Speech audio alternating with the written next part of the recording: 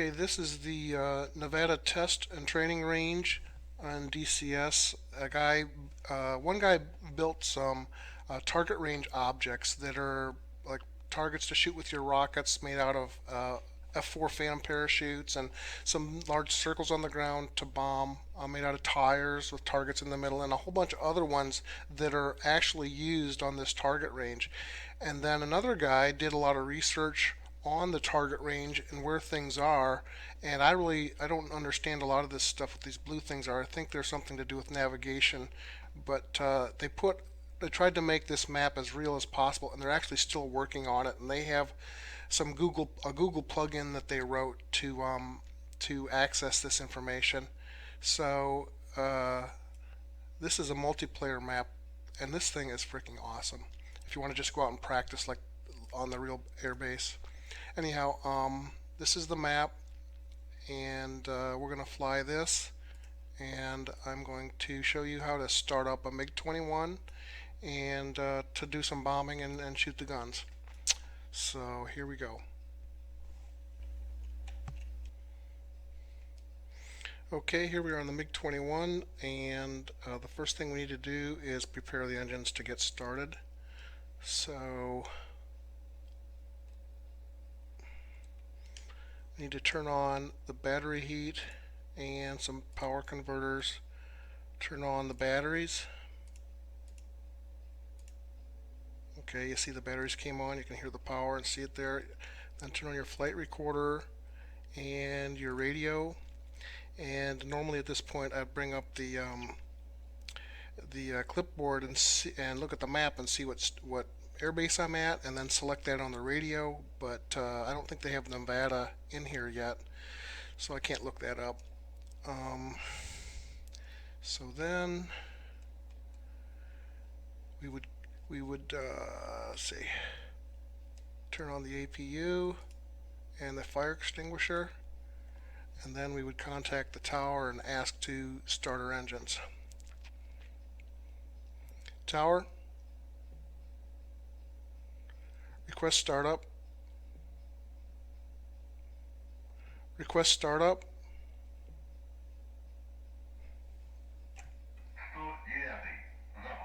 Sometimes you got to press the button. I was using voice attack there, and I've just started using it a couple days ago, and it's a little flaky sometimes. So I asked to start it up, and in this 2.0 I'm not sure he responds, so I'll just assume he said okay. And you got to unlatch the throttle with this little toggle switch here, and then you press the starter and hold it for about 5 seconds.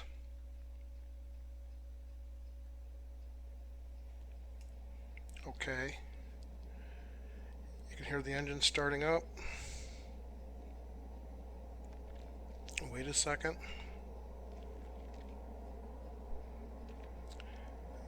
There, I guess there's two fans inside that engine. You need to wait till they get to about 3,500, but actually you can continue and starting things up.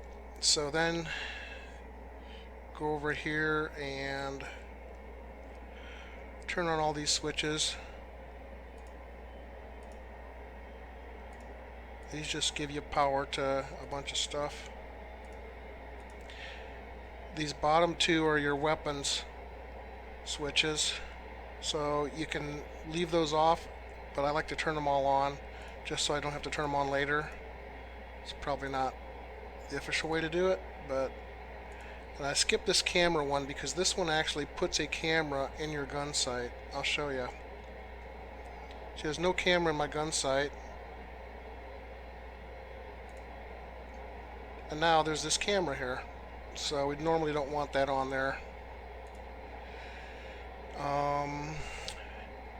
Then turn on your gyros and your fuel pumps. And these two switches are for your chaff and flares or for your booster rockets for taking off, which is an option. I like to put my radar on standby. Turn on your pitot heat and press the FDS button. Recenter your compass. And that's about it. They tell you to put your flaps down. You can wait till later if you want to do that. I think that's everything for starting the engines. Then you click right here to close the canopy and put a lock on it, and then flip the switch to, you heard a little shh there, that's inflating a ballast around there. Captain Jack told me to seal the edge of the canopy. Okay, um, that's it for starting the engines. And now I'm going to load some rockets or some bombs on here.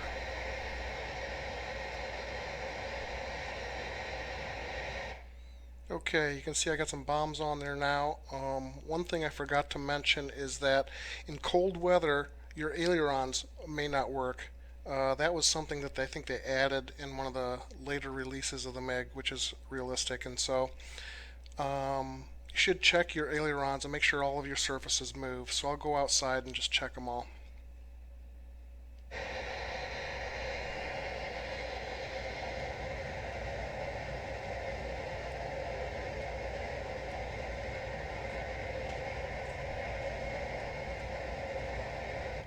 Okay, my ailerons wouldn't move.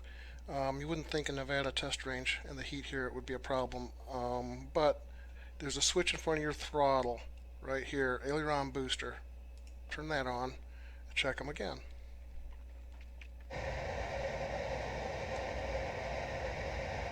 Okay, my ailerons are working now, and I've got my bombs on, so now I need to set up for my bombs. Um, the basic way to do this, you need to read the manual about all the switches, but basically you should have a pattern of going across here and down here to make sure all these switches are on. And if you've already turned on all these weapon switches down here, you don't need to do anything with that.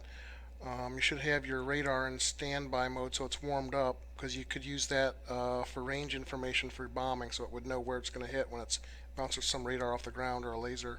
I don't know what it uses, but so I'm going to drop bombs. So I got in the ground, and I'm going to do 3 and 4. Those are the outer pylons. And for bombing, this needs to be down, and this needs to be, let's see, launch down, and this needs to be up, and that needs to be up. I need to turn on my HUD. These two switches here, and I think that's it. So I'm ready to taxi. And when you taxi in this, the brakes are this lever here. So I have a lever, a button on my joystick I use. You can hear it there. Okay, so here goes.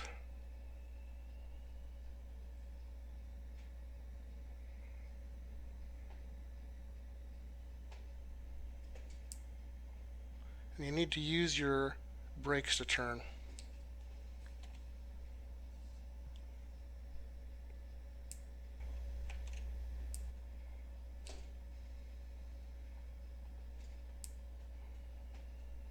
Okay. Now, once you've taxied, make sure your flaps are down for takeoff, and then you need to turn this knob here for your tires, for your steering, nose wheel steering. And the thing to watch is when your speed gets up to about 300, start pulling back, and you want to rotate about 350. And really, you should be pulling back on the stick a little bit to lift up on these tires, because these tires will blow. If you don't lift off soon enough, you'll blow them. And if you're pushing down on your stick, you'll blow them. So once you get used to it, you won't be blowing them, but that can happen. If you do stall in the air, though, the engines will stall a lot. There is this emergency start switch here. You need to flip up, pull your throttle all the way back, flip the switch up, and wait for the fans to start spinning again. And then you can throttle up slowly and turn that switch off. And there's another condition in which you need to use this switch here, I think it is, to start them. It depends on what the problem is, but most of the time it's that first switch. All right, here we go.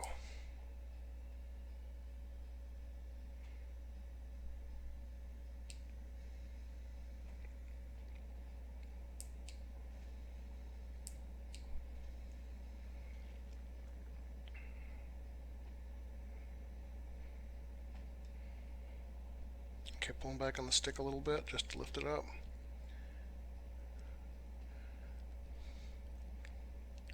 Okay, 300, pull back a little more and let it just come up. 350, it should start coming up. There we go. Okay, then I trim my nose up a little bit so I can take my hand off the stick. Trim it up, and then you need to pull your wheels up quick. Gonna uncover that lock and right click. That'll bring the wheels up. Put your flaps down. Trim back down.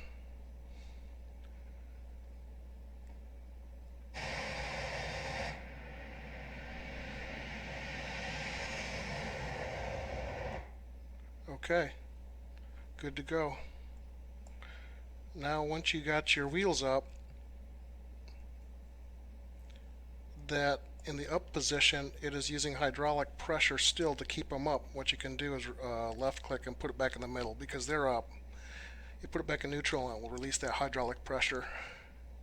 Never had a problem with that, but that's what you're supposed to do. Okay, I think I got to go left here, but I'll bring the map up and see.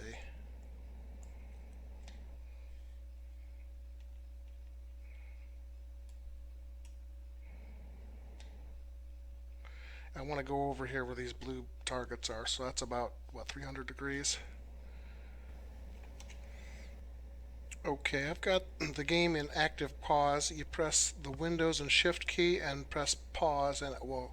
The plane is still all completely functional, but it's just floating in midair. It's not going anywhere.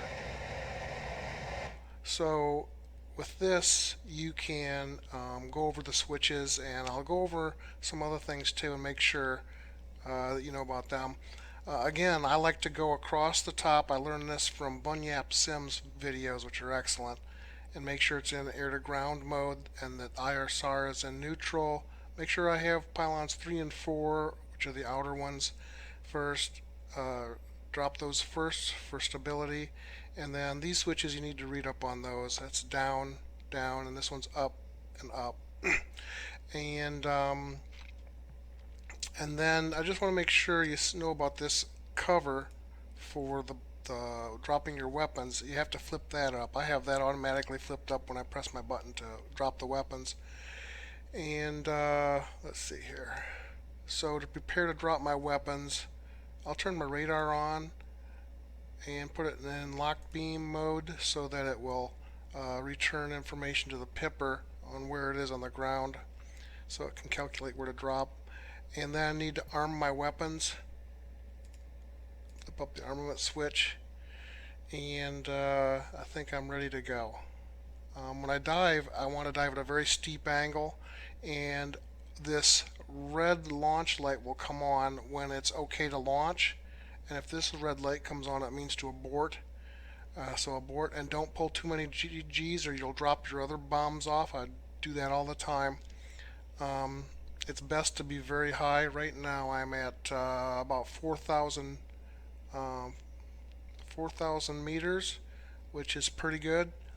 I'd like to be higher though. It's just altitude helps. And I think I'm ready to go here. I hope I got everything set up right. Let's give this a shot.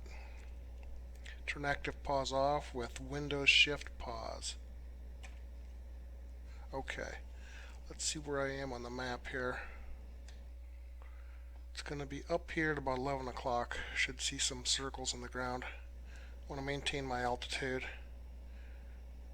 That dial in the middle of your screen right here is your vertical indicator. It tells you if you're climbing or diving, so you can use that to try and stay at the altitude or climb. And there's one target right there. I'll go for that one. And get some good altitude here.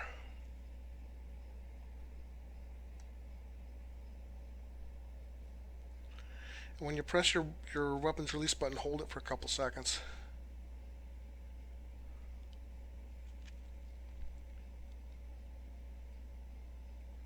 Okay, I'm at 4,000 meters.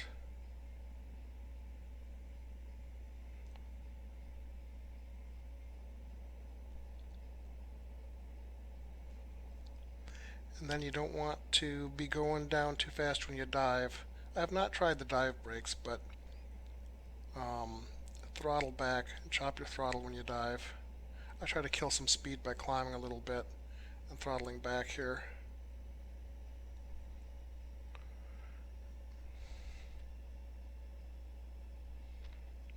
Okay, here we go. Drop my throttle, rolling in.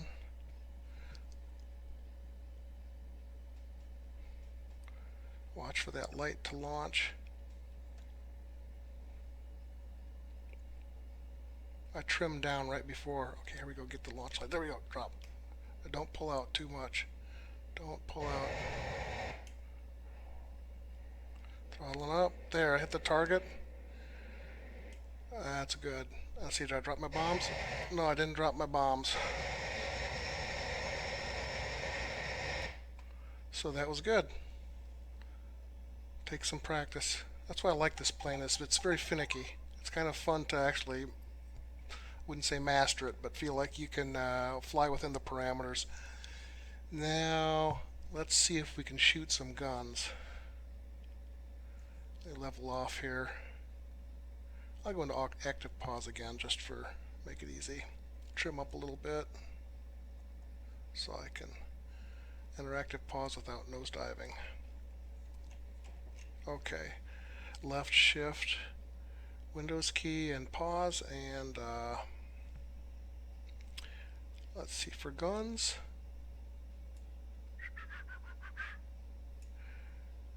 Go across and then down through these buttons. I got all my weapon switches over here powered, so I don't need to look at those. So air to air or to air, this can be neutral. This doesn't matter. And then for the guns, this needs to be up in guns. This needs to be to the up for the S, which is shooting, and this should be an auto, which is up, and the gyro should be down. And these three buttons charge the guns. It just loads them, and you don't get three loads, you get one load. But if it doesn't load when you press the first one, you can try the second and the third one. So you get three tries, but you don't have three loads. So here we go. It fires a cartridge like a bullet cartridge. There, green light means it worked supposedly. One problem I had with 2.0, and I don't know if it's me, if I screwed things up or what, but my gun button was not assigned to the space key. And I kept pushing the trigger, which sends the space key, but it wouldn't work. And I finally figured that out after looking at the commands. And the same thing for the weapons release button. I don't know if I erased them. I don't know how I could have, but just if things aren't working, you can check that. So I'll turn off active pause here. And I'll pull the trigger and see what happens. Yay. It's working. And there's some other targets down here, but I won't fly down and get them. I guess that's it. I hope this is helpful. Snacko out.